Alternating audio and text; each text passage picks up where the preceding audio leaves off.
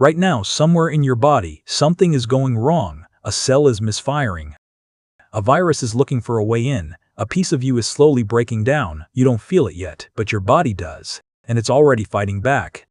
Now here's the thing most people never think about. That same war has been happening inside human bodies for 300,000 years. But for almost all of that time, there were no doctors, no hospitals, no medicine, no antibiotics, no surgery, no diagnosis, just a sick person, a terrified family, and nothing but the dark. So what did they actually do?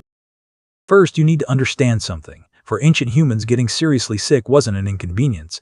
It was a death sentence, not always, but often enough that everyone knew what it meant when someone stopped being able to keep up. Hunter-gatherer groups moved constantly, 10, 15 miles a day sometimes, following animals, following seasons. If you couldn't walk, you were a problem, not because your group didn't care about you. They did, deeply, but because stopping meant everyone starved. Moving on meant you died alone. Anthropologists studying ancient skeletal remains have found something that tells us everything about this. Healed bones, fractures that knitted back together over weeks, infections that cleared, injuries that would have been completely debilitating, survived. These bones tell us that sick and injured people were kept alive, fed, protected, carried, sometimes for weeks. In 2009, researchers studied the skeleton of a Neanderthal found in Shanidar Cave in Iraq. This individual had a withered arm, was blind in one eye, and had severe arthritis. He was around 40 years old, ancient by the standards of his time. He could not have survived alone. Not for a single day, but he did survive for years, because his group kept him alive. The first thing ancient humans did when someone got sick was the same thing you'd do. They stayed. But staying wasn't enough. They needed to do something. And this is where it gets fascinating, because the answer wasn't nothing. It was never nothing. In 1960, archaeologist Ralph Selecki was excavating Shanidar Cave when he found something unexpected alongside those Neanderthal bones. Pollen. Enormous quantities of flower pollen packed around the burial site. Yarrow, groundsel, ephedra, grape hyacinth. At first, scientists thought it was a coincidence, maybe the wind. But then they looked closer. Every single one of those plants has documented medicinal properties. Yarrow stops bleeding and reduces fever. Ephedra, the same plant used in ancient Chinese medicine for thousands of years, opens airways and treats respiratory infections. Grape hyacinth has antibiotic properties. These weren't random wildflowers. Someone chose them. 60,000 years ago, a Neanderthal was buried with medicine. Let that sit for a second. Before writing existed, before civilization, before we even consider ourselves fully human, someone looked at a sick or dying person and thought maybe this plant will help, and they were right. Here's what most people don't realize about ancient humans and plants. They knew them, intimately, in a way that's almost impossible for us to understand today. Modern hunter-gatherer groups, the closest thing we have to a window into this world, typically know between 300 and 500 plant species by name.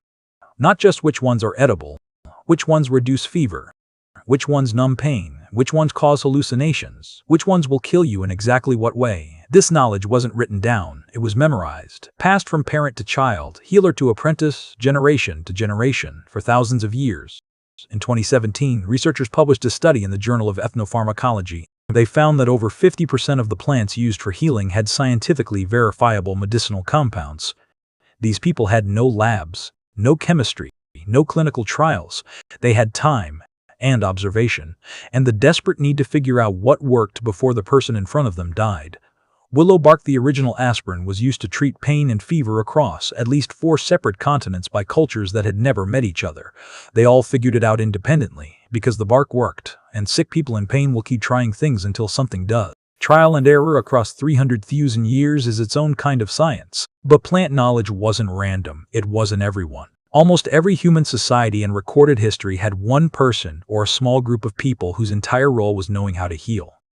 We call them shamans, medicine men, witch doctors, healers. The labels are ours, the role is ancient, and what's remarkable is how consistent it was across completely isolated cultures, in the Amazon, in the Arctic, in sub-Saharan Africa, in Papua New Guinea. Every group had someone who specialized in this. Why? Because specialized in this, one person memorizes 500 plants, so everyone else doesn't have to. But there's something else happening here, something that makes modern scientists deeply uncomfortable. These healers didn't just use plants, they used ritual, chanting, altered states of consciousness, and for a long time, Western medicine dismissed this entirely. Superstition, theater, primitive nonsense. But then came the research. In 2015, a study published in the journal Science found that expectation and belief measurably alter pain pathways in the brain. The placebo effect isn't fake, it's a real biological mechanism. When a trusted healer performs a ritual over a sick person with authority, with certainty, with the entire community watching. Something happens in that sick person's brain. Cortisol drops, immune function improves, pain perception changes. The ritual isn't separate from the medicine. For 300,000 years, the ritual was the medicine. But here's the part nobody talks about.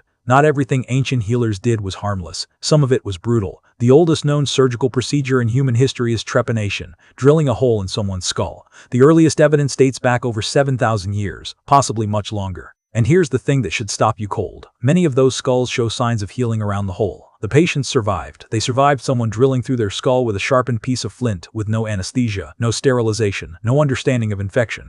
Why did they do it? Best theory, to release whatever was causing the headache, the seizure, the strange behavior. If someone started acting differently, hearing voices, having fits, becoming violent, the explanation wasn't neurological, it was spiritual. Something had gotten inside them, and if you believe that completely, with every part of your being, then the logical response was to cut a hole and let it out. It sounds insane, until you remember that for most of those patients, it worked.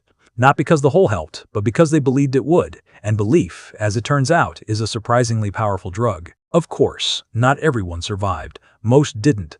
For most of human history, a bad infection meant death.